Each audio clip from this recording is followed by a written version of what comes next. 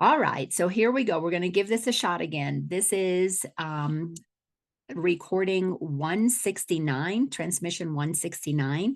Today is October the 23rd, and this is an opportunity for us to come together and receive what it wants to come through me for, as a message in A Course in Miracles or from A Course in Miracles. I absolutely believe that the times that we are in now are the times that the Course in Miracles is preparing us for. It is preparing us for a big change, a big shift. The title of chapter 31 that we have been on for the last two transmissions, the title is called The Final Vision.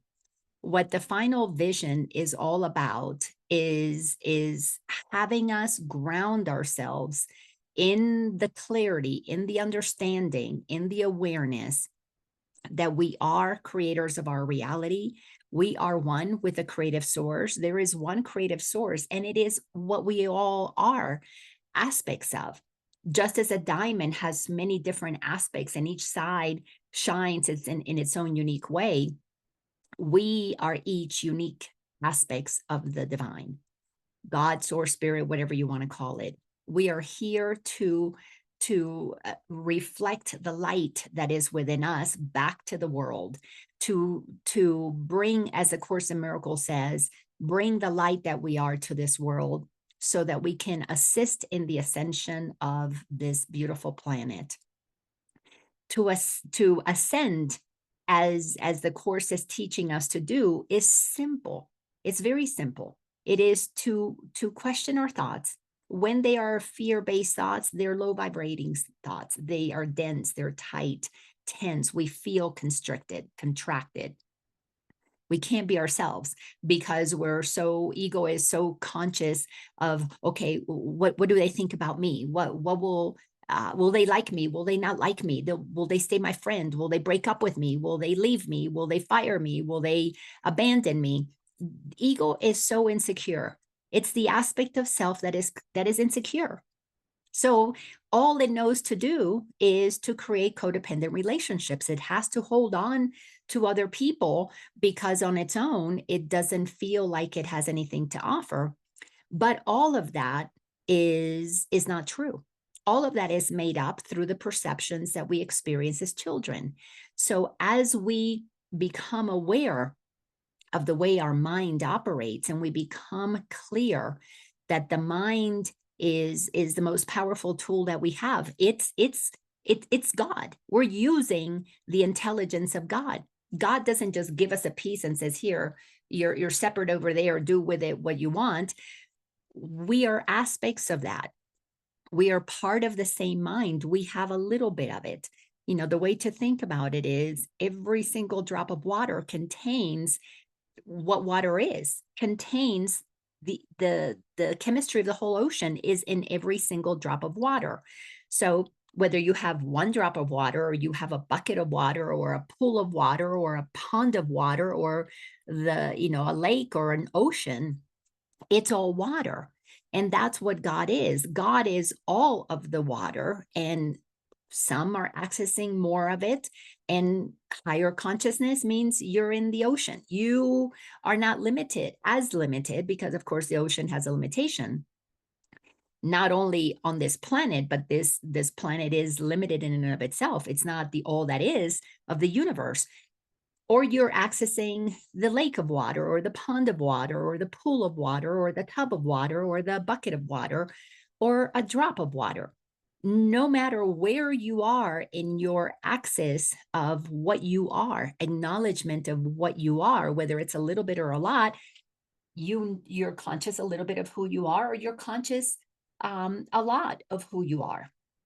In this realm of physicality, we, by design, are only accessing a certain amount of that. The reason we can only access a certain amount of the truth of who we are is because if we knew who we were completely and there was no limitation, we wouldn't be here.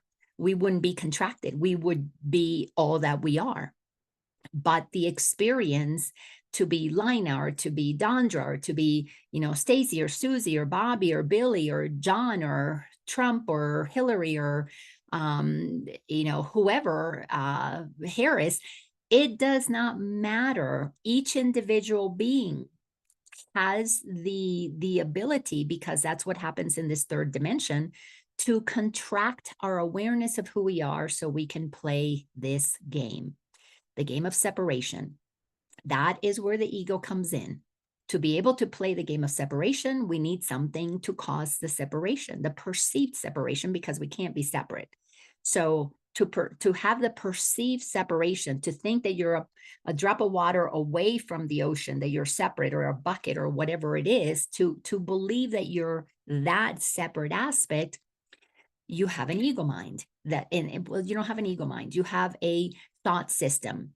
You can think the thought that you are separate. And when you think the thought that you are separate, you can have that experience that you are separate. And as you perceive yourself in separation, you will make up stories about what you're perceiving, because you are then deciding that those things out there, those people, those situations, are separate from you, because you don't experience yourself as one with them. Simply because you've got a body, they have a body. You have a body, that tree has a trunk, and it's separate, and it's got leaves, and you're not the same as that. There's a mountain over there, there's a cloud over there. So our human mind gets trained into thinking that all of those things are separate. And in the thinking that all those things are separate, we create the story that allows us to begin to compare. Starts off as children, you compare yourself with parents. Parents are tall, big, they spank, they yell, they punish, they reward, they have power. They become the authority, and you don't have it. And this is part of what the ego does, is it causes us to perceive authority outside of ourselves. And the whole journey, the entire Course in Miracles, is training us, is helping us to train our mind to turn on itself, to, instead of being focused out there, to be focused in here. And what that means is you've got to begin to pay attention to the thoughts that you're thinking. You've got to come inside, look at your thoughts, question your thoughts, understand your thoughts. And as time goes on, as you understand what's happening, you sort them out. And I've got, let me grab my chart. We sort them out for the purpose of clarity, simplification. We sort them out into the thoughts of the ego and the thoughts of God. As we begin to sort our thinking, what is egoic and what is of God, what begins to happen is that we then see that there's only two ways of being. One is to be gentle, kind, loving, but it starts with us. We got to do that to ourselves. And then the other way is selfish and greedy and nasty and mean. And this one is based on fear. This one is based on love. So once you begin to sort out your thinking, you begin to realize that they're very different. And that thinking causes you to feel very differently. What it does is it gives you the awareness, what this process does, training your mind.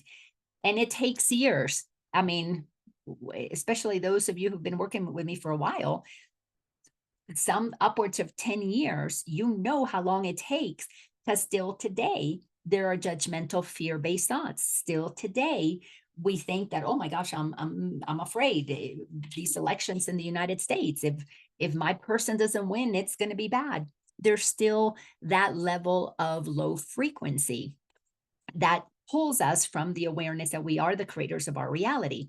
So we're constantly checking in to assess, where are my thoughts? Because my thoughts create my reality. If my thoughts are in low frequency, which by this chart means, if I'm thinking only about me and what's going to be good for me and what's going to help me, or you may include your family, or you may include your community, it's still separation. It's still a small group versus the big group. So while we entertain thoughts that are not of the highest frequency, we are going to experience the discomfort that comes. It's natural, it's automatic. It comes when we are vibing in low frequency. The Course in Miracles is teaching us, hello, sweet friend. Ms. Laura, love seeing you there. Um, when we understand what the Course is doing, it is helping us just sort out our thinking. High frequency thoughts, low frequency thoughts, God thoughts, ego thoughts. And when you look at this spiral, you can begin to see that when we are operating with our egoic thinking, we are going to be tight and tense. We are wound up pretty tight. Well, that's the experience of being one point of God expressed as you, as me, as anything on this third dimensional plane. It's a good thing to be expressed individually. It's a very good thing because it allows us to have a unique experience that then feeds back to the source, a part of the infinite potentials that that source is all about. When we are operating more in flow, we're relaxed, we're at ease, we're moving into more of that fourth dimension of consciousness. That means you're not operating from your three lower chakras, your immature, childish self running the show. You're operating from a more mature self, one that recognizes, oh, my reactions to situations when I don't get my way is because, well, that's how I learned to behave when I was 2 or 3 years old and I didn't get my way. When you become mature enough that you are 100% aware of how you're showing up in the world, how you're behaving, then you have the ability. This is where responsibility comes in. You have the ability to become responsible, meaning you are able to respond to situations instead of reacting to them. Anybody that is quick with an answer and has to have their way, or that is, I'm not going to tell them what I know, which is a passive aggressive behavior versus maybe an aggressive, I've got to tell you what I know, is operating from a reactive place, meaning that it is operating from our most childish perspective. Now, when we've been told by many, many teachers that we need to become like little children to enter the kingdom, those are two different frequencies. Childish, reactive, child who was wounded is not the same as childlike innocence and joy and play and fun. Though we have to understand those two aspects of self because we, and the Course in Miracles teaches us, we are being trained to understand where that childlike, that sense of wonder, that Christ consciousness resides within us so that we can tap into that.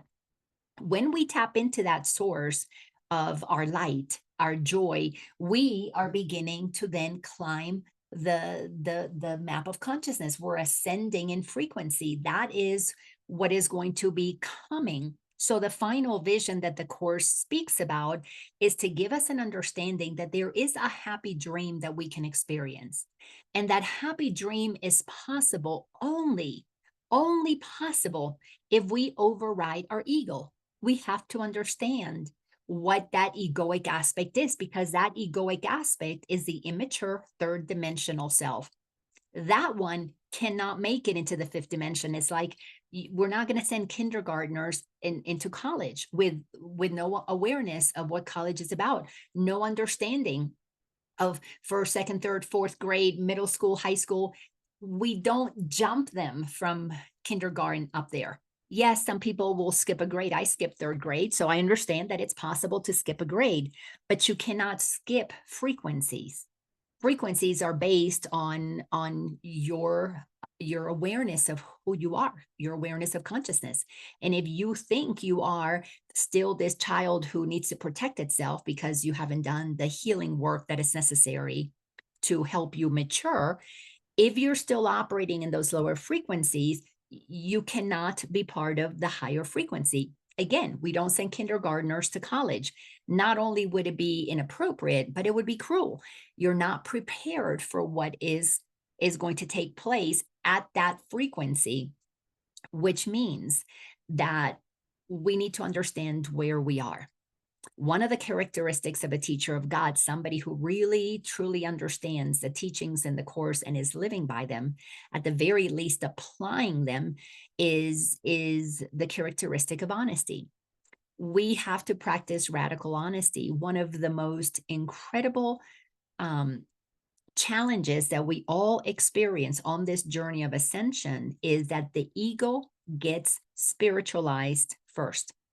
Before you really walk and talk as spirit, the ego, which is the who we think we are as the wounded self, as the separate self, then the ego gets all inflated. And we've seen that in religion. We've seen that in spiritual circles.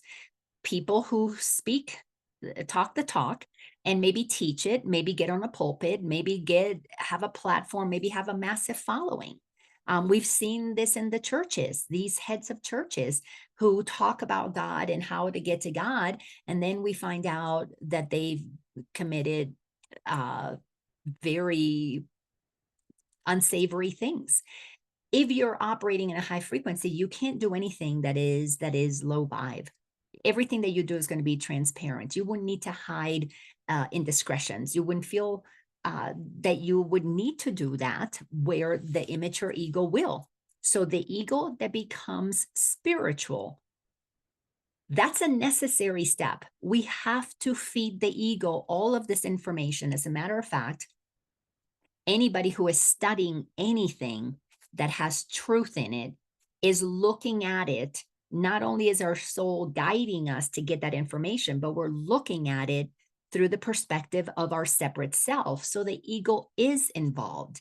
You're reading it because I need to make myself happier. I need to ascend. There's something, better if I become one with the light. If I take this class, if I take this course, if I do these mantras, I'm going to feel better. Well, that I that is looking to feel better is the ego, because the I amness that we are, that is already in awareness and in knowingness that it is one with all that is, doesn't need to become anything. It just wants to express itself, which we did as little children when we felt safe. We expressed who we were. We weren't thinking, oh, it's me, the separate little 3-year-old Laina doing this. No, you were just lost in the moment being what you are. And yes, you had a physical body, and yes, you might have had a name and appeared to be separate, but you weren't thinking that way. Your thinking was not focused on separation. You knew you were separate, but you were being what you are. This is what we are being guided to through A Course in Miracles, is to let go of who we think we are, that is conditioned, and to be what we are, which is to live your life in a happy state, to live your life in a happy state. And this is where people who are new to these kinds of teachings, it's positive talk, that's bypassing, that's ignoring the truth of what is going on. It could be because that is part of this journey. We begin to become aware that there's another way, and it sounds wonderful and it feels great, and it's, oh yeah, we want that. But this is where honesty kicks in. Have you done the inner work? And for a while, many who are shifting from 3D to the fourth dimension of consciousness, excuse me, I know I did, are seeking for things to get better because where we're at, maybe it's not so fun, it's not so wonderful, or it's good, but you want even better. So there is a time when we're getting away from something, trying to get to something better. And that's perfectly okay. As a matter of fact, it's necessary, because we're giving ourselves permission to expand our awareness that there could be more, which means we're moving out of the small coil into a bigger, because if you look at a spiral from above, it's big outside and it coils in the middle. So when you're kind of in the middle, you're wound up tight. Any form of something feeling better or sounding better or looking better, you want that. So it's okay, but your ego goes along on the ride with you until you get honest enough, because you've done enough work to get clear about what is of God's and what is of egos. So as we enter into chapter 31, in the Course in Miracles, titled again, The Final Vision. The first section is called The Simplicity of Salvation. And we saw in the last couple of weeks, in the first two chapters that we went over, actually first three chapters, that salvation is simple. I just explained it to you. You're one with all that is. You are the water itself, or you are uh, believing that you're separate, which is the ego. You are feeling like you're the bucket of water or the pool of water or the tub of water. You don't believe that you're one with all of it. So when we become aware of the truth that you are all that is, then the work is very simple. Salvation is very simple. The way that you save yourself, another word would be spare yourself suffering, is to accept who you are, to accept what you are. The ego is your identity as a separate being. Get clear with that, get comfortable with that, that you are the all that isness expressing uniquely as you. Make peace with that. You are an aspect of creator. Everything about you is perfect for your experience. Is like an actor playing a part. You are like an actor playing a part, and the actor that plays a character, let's say a cleaning lady, well, you got to play the part. You're going to look that way. You're going to do your hair that way. Your clothes is going to be that way. You're going to have the supplies that go with house cleaning. If your role is to be a supermodel, well, you're going to have that supermodel body. So if you have the cleaning lady body and it's maybe a little chunky or whatever you want to call it, then embrace that you have everything that is perfect for the role that you are playing.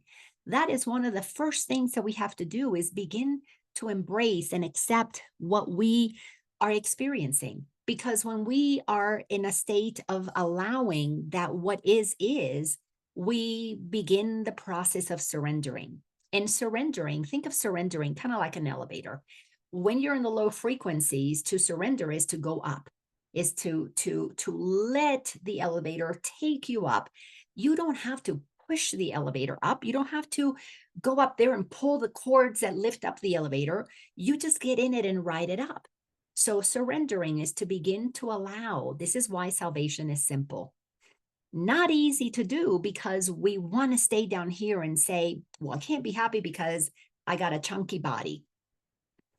Are you a superstar, a model? Is that, if you're that, then you're going to have that body. And maybe you have, there are super models who are of the chunky nature because that's their audience that they're speaking to. So we've got to get really, really clear that everything that we need to play the role of the character that we have incarnated as is what we were given. Now, do some of us, as I have, get chunky, but it's not your natural way of being? Well, yes, I ate a lot of bonbons and did a lot of things, didn't work out, did all kinds of things. So yes, I gained weight, but I knew I was getting back to my natural size because it was familiar to me for most of my life. So we do know what is familiar, and we make corrections for things that we know are within our power to change. However, there is a knowingness within each and every one of us that we came with the perfect tools to be able to experience a life that allows us to be individualized from the source, meaning fully self-expressed, appearing to be separate from the source. That is why salvation is simple. You are the divine source, and embracing that you are that beautiful, that magnificent, that powerful, that grand, that infinite takes a while, because our thinking is that we're not that. So again, salvation is simple because you just have to accept the truth of who you are. But how do you know the truth of who you are when what you've been told about you are lies? So it takes a while to sort through the thinking until we land at the place of knowing. So let's get into paragraph number 4. And again, this is, hey, Ginger, glad that you joined us. So we are in A Course in Miracles in chapter 31, The Final Vision. And right now we're in paragraph number 4 inside of section 1. Section 1 is the simplicity of salvation. So paragraph 4 starts with, who could maintain that lessons such as these are easy? Yeah, it's hard to believe that, oh, yeah, this is so easy. Salvation is simple. Let's figure it out. Let's just shift and lift. Yet, you have learned more than this. You have continued taking every step, however difficult, without complaint, until a world was built that suited you. And what this is referring to is that in the earlier paragraphs, we see how we know how to learn. Our entire experience as an ego has been learning. That's why when I teach the soul's journey, one of the phases that we go through is the learning phase as little children. Actually, from the moment we're in the womb, we're learning about our environment, because at first we learn through the energy, the tightness and tension of our mom while we were in the womb is teaching us. Oh, mom is tight and tense. It begins to give us this sense of fear that, be careful, what are we going to get into? Mom is relaxed, at ease, and at peace. Baby is relaxed, swimming in that amniotic fluid or amniotic fluid. So we are picking up information from the environment all the time. That is called learning. So we were able to learn how to become what we're not. We were able to learn how to give our ego identity and how to have this idea of who we are as separate from the source. So we have the skills to learn. But what makes salvation easier, simple to get, is the willingness to know that we're going to have to learn something that is totally opposite of what we have become accustomed to. So there's no need in there's no need in fighting the process of learning while you are moving into that elevator that is going to surrender you up to the top level. Yes, it's going to carry us, but it's going to carry us through our willingness to do what we need to do to put ourselves in that position. And that means that we have to be aware that our mind was filled with information. We learned things, so now we need to unlearn them. By unlearning is we're going to swap them. We're going to trade ego thinking for God thinking. So we're going to unlearn ego thinking as we are learning, for lack of a better word, what is true, but really it's a remembering what is true.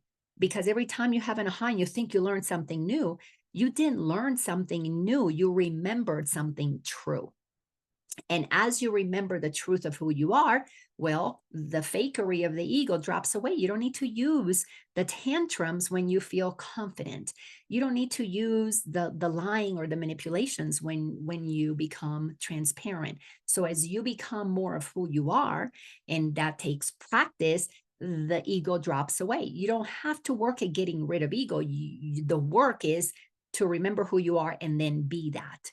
Practice that, have the willingness to exercise maturity. And again, this is not easy, but it's very simple, very, very simple. So sentence 4 says, and every lesson that makes up the world arises from the first accomplishment of learning. An enormity so great, the Holy Spirit's voice seems small and still before its magnitude. What this is saying is that when and I remember it for me, when I began to attend workshops, to study, to read books about God in a loving way, not the God that I grew up with, which was a mean God, bearded God on a cloud somewhere, kind of like Santa Claus deciding that if I was naughty or nice. When I was learning things about God, things that I was one with all that is, hearing these beautiful things that were like, wow, that I want some of that. The voice that was sharing, that I could feel within calling me to that, was faint. It was hard to hear that voice. There was an inspiration, a desire. It's like I wanted more of that, but this ego voice was loud. Well, who do you think you are? You know that God is probably a fake God. Somebody made up that God. The real God's the one that's going to punish you for reading things about this God. That's a fake God. The head gets so crazy. I mean, you feel schizophrenic for a good part of this journey when you're being exposed to truths, and you still have the lies speaking to you quite loudly, letting you know what you're doing wrong, because the ego is invested. It doesn't want us to move.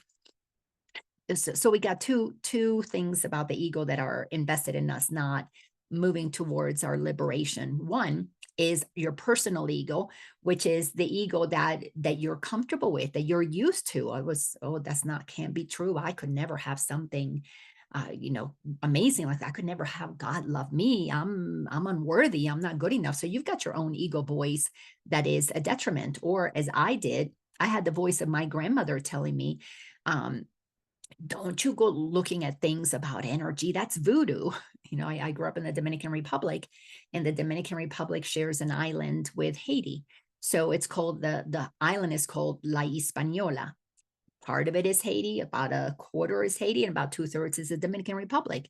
And on the Dominican Republic, we were Catholics. On the Haitian side, they practice voodoo. That's their religion. That's their culture.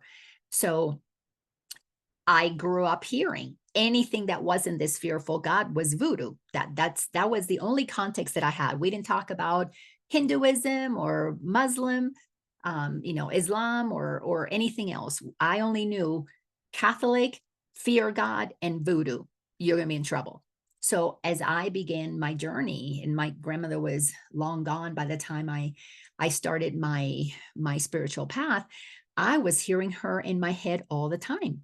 There was my own ego telling me, well, why would you want to go do these things? Why would you spend money on these things? And then I heard my grandmother, oh, that energy talk, that's voodoo. That's going to really get you in trouble. I had to work through feeling guilty that I wasn't doing what my grandmother was telling me. I was a grown ass woman in my 40s, sitting in my house, shaking that grandmother was going to be so upset with me. And grandmother had been long gone for 30 plus years by then. But we have to work through, because these voices that have imprinted ideas and opinions about who we are and what life is, we are going to have to face these people that most of them we loved, or at the very least respected. And we have to say to them, that's your belief, but it's no longer my belief. At some point on this journey, we must let go of hand-me-down beliefs, because those beliefs that are handed down to you weigh you down, cover up your true knowingness. Because if you're agreeing with grandmother and grandmother is telling you something that is not accurate, you can't hear that which is accurate within you. So you lose your own inner compass if you're being pulled to listen to other forces. And then the second part of the ego is, then you have the collective ego that is invested in you not freeing yourself. We're watching that right now unfolding you can see it in things, examples like in the medical field. There's such an investment in the group that is for these things, that you put in your arms. I don't want to say it because I've had a couple of my videos banned because I've mentioned that thing. You know what I'm talking about, that everybody was told to take a while back because it was safe and effective. And then we saw the people who were, oh yeah, you have to have that. And then the people who said, no, I don't want that. And what happened is that those who use their own inner authority and said, no, I don't want that, for whatever reason, they don't have to give a reason. Those people were shamed or ostracized or called, grandmother killers or whatever it was. You don't care about anybody else. Well, if they listened to their own inner guidance and they didn't do it, not a single one of them has a regret today. But those who were insistent that everybody had to take those things to make them feel better, to keep them safe, because if you start listening to the reasoning, you can hear it. When something is in alignment with God, it is absolutely total freedom. You're free to do whatever you want because you were created that way, created in total freedom. And your happiness comes from liberating everybody. Those who are insistent that somebody do it their way is pure ego, because it is selfish. It is all about me. You've got to do that so I get to be okay. So that's not happiness. That's because they live in fear and they need to control the rest of the population so that they get to be okay. And the reason they need agreement from others is because they haven't found the source of truth within themselves. So they're not grounded in their own truth. If they were, they don't need agreement. So through the medical experience that we went through in 2020 and the next couple of years, the world was basically divided by those who were listening to an inner knowing and said, nope, not participating. And those who said, oh, not only am I, but everybody else has to. And we got to see the hold that the ego has on humanity. So we are having to work through our own inner voices, ours and our families, the familial voices that helped train us, that helped shape us as we were children. And then we've got to deal with the voice of the mass consciousness. So here it tells us that the voice of the Holy Spirit is going to sound small indeed, because we got all these other voices that we have to work through, that we learned information from them. And as we go against what we thought was accurate, we are going to feel the discomfort. It's like it's in a way you're going to feel a grieving, like I did with my grandmother, and there were things with my father and things that my mother taught me. As I began to realize, they taught them to me lovingly, but they were not accurate because they learned them through hand-me-down beliefs from their parents and their societies and their governments and so on and so forth. And things change, times change. So it takes a lot of work to hear the voice of the Holy Spirit. So that's why we have to learn to be honest. Is this the Holy Spirit? And there's only one way of telling if it's the Holy Spirit. It is always going to be, it's going to feel loving. It's going to feel loving to yourself and others. It's going to feel that it releases everyone to be who they are supposed to be according to God. If it's the voice of the ego, it's going to feel judgmental. It's going to feel fearful. It's going to be, you're going to feel small and tight and tense. When you're listening to the Holy Spirit, and again, in the beginning, it's difficult to feel the ease and the peace of the Holy Spirit because we're not used to that. We're wound up so tight that you can hear beautiful things and somehow you can make those beautiful things sound scary. But as you become comfortable with that, you deserve to experience peace, that you deserve for things to happen with ease, that you deserve for things to be joyful, because A Course in Miracles tells us that God gave us one purpose, and that's to be happy. So we're learning about happiness, but to get to the happy that God has given us as our purpose is a happiness that does not require anything. It doesn't require anyone to behave a certain way. You don't need to be given a ring to be happy, and somebody proposed to you to be happy. You don't need a present from Christmas or birthdays. You don't need accolades from anybody. You don't need anything given to you for you to be happy. Happiness comes from within.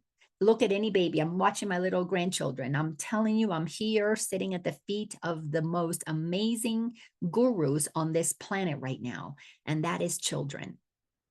They are just happy for no reason. Well, we can't go to that happy for no reason until we sort through all of the conditioning about what makes us happy. Happy means that we look a certain way, that we dress a certain way, that we eat certain foods, that we drive certain cars, that we have certain amount of money in the bank, that we have a certain, a lover or specific things. And the lover has to do these things so that I can feel that you love me and that you're committed to me. And there are so many conditions that need to be met for happiness at the third dimensional egoic level. At the level of God consciousness, this is in the happy dream. You're happy for no reason at all. You don't need anybody to change. You don't need anything to happen. You're just happy. Why? Because it feels good. You just are happy because you know that you are on a temporary journey. You have a temporary vessel and you're just going to enjoy it. It's going to be born. It's going to age, progress. It's going to do things. At some point, it's going to get to the point that, it's aged. It doesn't have to get sick. It doesn't have to have any of those things that the ego says, but there is a completion. You complete the use of that character and then you leave. So you live it fully. You live it full out, experiencing every moment. You enjoy every moment.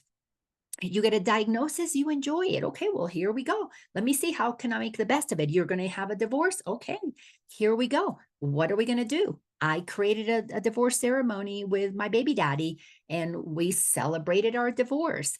So the things that society tells you you should mourn and are terrible and you should feel bad, when you know the truth of who you are, there's no need to feel bad about anything, because you don't operate in these low frequencies of guilt and shame. That's non-existent.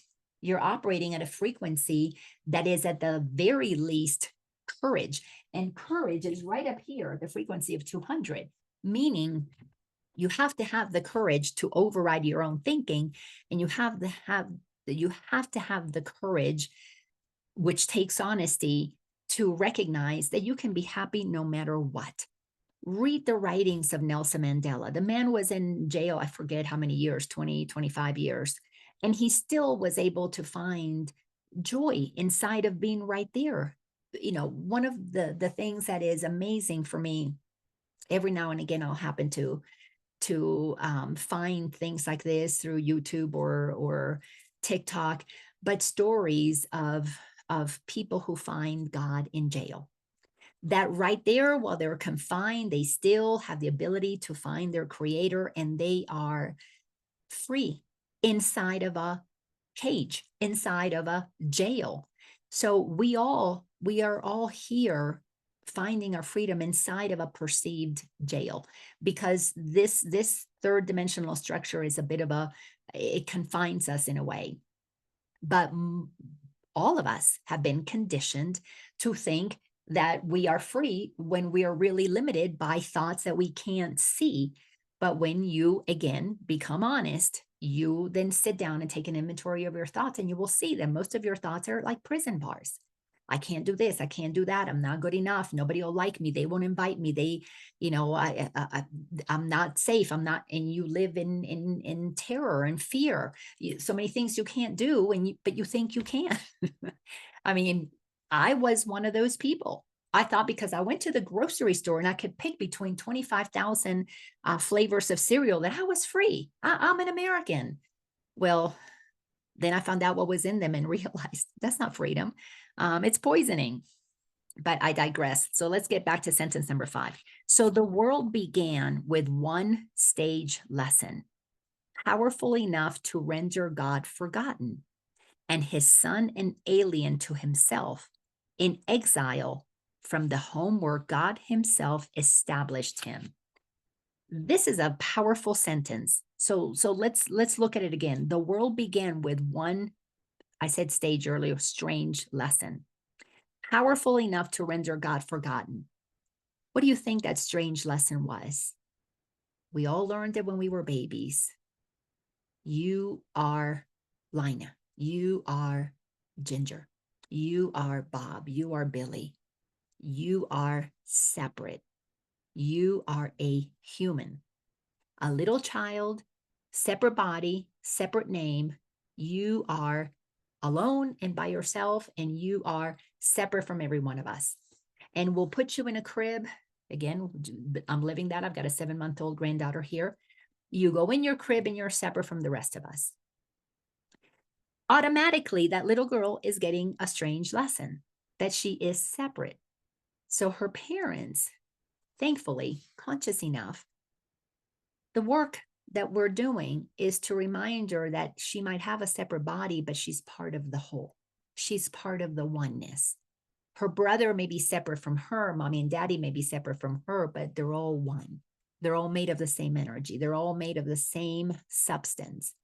To at least grow up with some information, so the mind has some training to remember the truth that is true always. But we are all trained out of the truth of who we are with that strange lesson, powerful enough to render God forgotten. Okay, God is out there, way out there somewhere. Different religions tell us where God is and what we need to do to get to it. And from the get-go, they tell us that we're separate.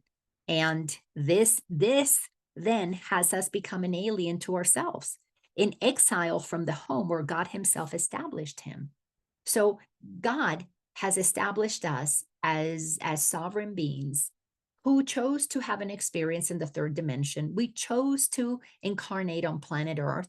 God didn't force us to come here. God said, you're the creator of your reality. What do you want to create? And we can pick any reality that we want to create on. But what's so cool is to come down to the third dimensional reality of separation. Guess what you have to do? You have to contract yourself.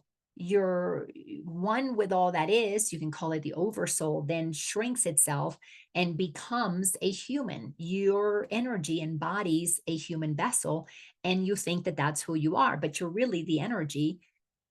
When somebody dies, you see the body there, there's a corpse there, but what you are is the energy that animates that corpse. We don't typically ever see a body that is somebody's dead, but it's animated with energy. Those two things appear to separate because the time is complete for that expression. But look what frequency you have to contract yourself through. You got to go down through courage. You have to have the courage to shrink yourself. So we have the courage to say, I'm just going to be Laina, and I'm going to be incarnated to this mom and dad, and then I'm going to forget who I am. And then, of course, we get the strange lessons that teach us that we're not what we are. I mean, my parents, my grandparents, they told me I was amazing, I was wonderful, but always I was being reminded God is up there and separate from you. You and God are not one. And then there's God, and then there's the Pope, and then there's the priest, and then there's the other people, and then there's the mom, and then there's you down here. So the hierarchy got created to solidify the idea of separation from God. Talk about a very strange lesson. From the get-go, we're told you're not who you are. But we're told that by people who don't remember that they too received the strange lesson. So we're doing the work, each individual. The Course in Miracles is an individual course in mind training. You got to train your own mind. Nobody can do it for you. It's an inside job. That's why the Course in Miracles will never be a cult or a religion. It can't be, because it's an individual course. You have to do it for you. And it's to sort out the thoughts, to look at those strange ideas that you have, that you're not good enough, that you're unworthy, that you're not special enough, that you're not love. That is really strange, when what we are is made of love. So we've got to purify our mind of all those impurities, of all those strange lessons. And then it tells us in sentence 6, you who have taught yourself the Son of God is guilty, say not that you cannot learn the simple things salvation teaches you. If you learned the impossible, the lies, that you're separate from God, if you had the ability to learn that, then you have the ability to unlearn it, to learn something different, to learn it until you remember the truth of who you are. And that's why, these teachings are so powerful, because they bring, to me, a lot of humor into it. So this is Jesus telling us basically, you learn to believe that you're not who you are. So don't come to me with a story that you can't learn what the Course in Miracles is here to teach you, because what it's teaching you is very simple. You are who you are. I mean, that's all that it is. You are who you are.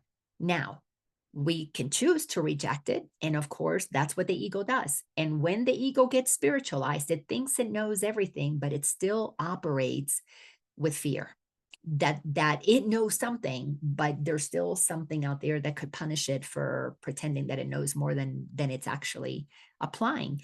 So we have to go through a process. The Course teaches us that there are 4 specific obstacles to peace, and peace being total liberation, total oneness with God. And one of those obstacles is our fear of God.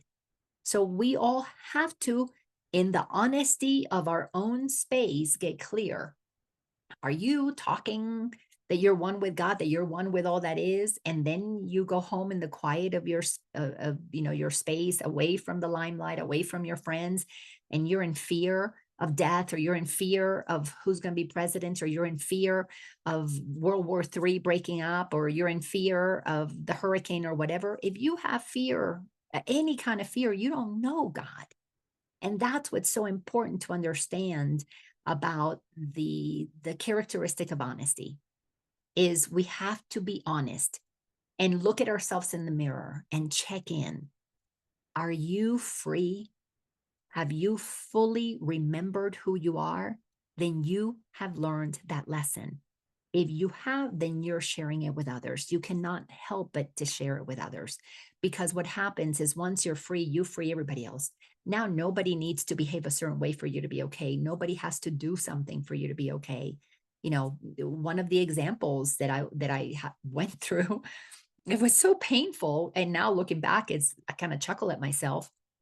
But I grew up with this idea that at Christmas time, I had to send out all these Christmas cards, and that's how I let people know how we were doing. And it also was a sign of how much I love them. And it was just the polite thing to do. Um, and when I started moving deeper into my journey, I decided, okay, you know what? I'm not going to do Christmas cards. Number one, I didn't feel like doing them. It was something that it was a chore every year. I had to go pick the cards. I had to go get the stamps. You know, it's the only thing pretty much that I used to stamp. Well, no, I guess back then I used to put mail bills in the mail. But anyways, I had to go get all those things. I had to prepare for that. I had to write it. I had to do the holiday letter. And what am I going to put in there? And of course, you know, you pick the nice things to put in there. So it was all a sham anyways. It wasn't a real true view into what was happening. It was just what I wanted people to see of the facade that I was painting through my Christmas cards. And the first year that I said I was not going to do it, I waited till, I mean, I pretty much wasn't going to do it. And then the last minute, oh my God, I got to get those cards done. So I did do a few, at least to the neighbors, put them in the mailboxes so they would have them there, because they were too late to mail according to the etiquette and all that good stuff. And anyways, I felt so bad that I didn't do it. I felt like, oh my gosh, I just was not doing my best life. Then the next year, I decided, okay, I'll buy the cards, but I'm not going to buy so many. And I went through the rigmarole of, I'm going to pare down. I'm only going to send it to the real people, and I'm going to do my letter, and it's going to be real honest. And then I sat to type this letter, and I was, oh, I don't want them to know that. Still, there was still too much ego in there, and I don't want them to know that. Okay, so no letter. I'm just going to send a nice card. And then the year after that, I bought the cards again. And then finally, I decided, you know what? I'm not going to send them. And it wasn't until 3 or 4 years down the road that I didn't buy them. And now I don't do cards. Haven't done cards in over a decade. But my mind was conditioned to give me an experience, because see, this is what happens. This is the process of thinking. You have the thought, I get the card, people feel good about me, they receive something, and then they'll send me a card back. And then your body, the biology, has a reaction. Oh, it feels good. Or you have the thought, oh, I didn't send the card, and you have a reaction. The biology, the neurological pathways create the signal that sends the chemicals through your body. Oh, you fight or flight, tight and tense. Oh, I did something wrong. So we have to get honest. What are the thoughts that run your mind? Because the mind are, you know, they're thoughts. You can't touch them. You can't go find where the thoughts are, but you have the thoughts. But the thoughts affect the psychology or the biology, because through the brain, we create physical neurological pathways. So the thinking and the chemical factory that is our biology gets a signal through the brain, do this, do that. So it's a lot of work. It's a lot of work on learning. This is why it takes time. This is why it's a practice. It's a journey, and we've got to be kind to ourselves, because we have to unpack a lot of connections that are made. If you think this thought, then you feel this way. And we have to release all the egoic thoughts that make us feel tight and tense, so that we can begin to recognize the thoughts that allow us ease and peace. Those thoughts that allow us ease and peace, that are of God's, they don't activate our biology. They are absolutely neutral thoughts. And that is what we're trying to get to. But for a while, we have to substitute the feel bad with the feel good. So I didn't send the cards. Okay, well, I'll give myself an extra piece of pie, and that felt good. So we do whatever we need to do until we're ready to completely own that we are as God created us. Salvation is simple, because that is all that we need to accept. We are as God created us. Not easy, because you have to learn what that is. And it's totally different than what we were trained was the truth about God and about who we are. But That's the journey to learn the truth of who we are. Salvation is simple. And the more we allow it to be simple, the easier this process becomes. Thank you all so much for being here today for, what was this, transmission number 169? I'll post it on my YouTube. And if you enjoy this, share it with others. And let's spread the word. Course in Miracles is here to assist us in shifting out of the third dimension and moving into a higher state of consciousness. I love you all. Talk to you later. Bye-bye.